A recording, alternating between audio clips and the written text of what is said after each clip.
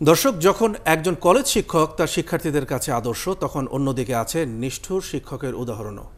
Private না পড়ায় SSC পরীক্ষা অনুষ্ঠিত হয়ে গেছে ৪৭ শিক্ষার্থীদের অভিযোগ, বারবার খাতা পুনঃপরীক্ষার দাবি জানানোর পরও স্কুল কর্তৃপক্ষ কোনো ব্যবস্থা নেয়নি।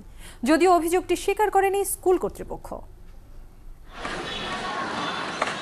সরিষাবাড়ির বাউসী বাঙালি স্কুল অ্যান্ড কলেজের মোট ১৫৫ জন শিক্ষার্থী এবার এসএসসির নির্বাচনী পরীক্ষায় অংশ নিয়েছিল, কিন্তু ফলাফলে দেখা যায় এদের ৪২ জনই গণিতে ফেল করেছে। ফেল করা শিক্ষার্থীদের অভিযোগ, গণিত শিক্ষক মশিউর রহমান ও হায়দার আলী পরীক্ষার আগে সব শিক্ষার্থীকে প্রাইভেট পড়তে চাপ দিয়েছিলেন, কিন্তু ওই ৪২ জন প্রাইভেট পড়েনি। পরে তারা কেবল গণিতেই ফেল করে।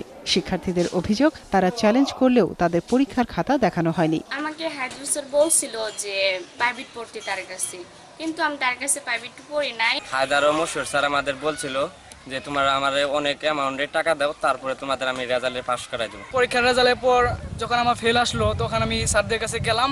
স্যাররা বললো যে খাতা দেখার সময় শেষ, এখন খাতা দেখানো যাব না। আমরা এখনো 100% শিওর আছি যে এই পরীক্ষাটা যদি আবার নেওয়া হয় তাহলে আমরা অবশ্যই পাস করব। তবে এই অভিযোগ অস্বীকার করেছেন অভিযুক্ত ২ গণিত শিক্ষক। এই শিক্ষার্থীদের যে খাতায় যে অ্যান্সার ভুল, যার ফলে ওইভাবে নাম্বার দেওয়া সম্ভব হয় না। শিক্ষার্থীরা খাতার মধ্যে লেখেই নেই এবং যা লেখছে ভুল অ্যান্সার করছে যারা ফেল করছে।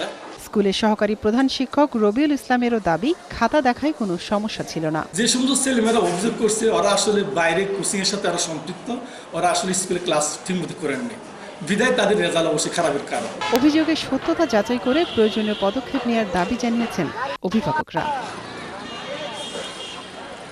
মনিরা কাজরি, একাত্তর।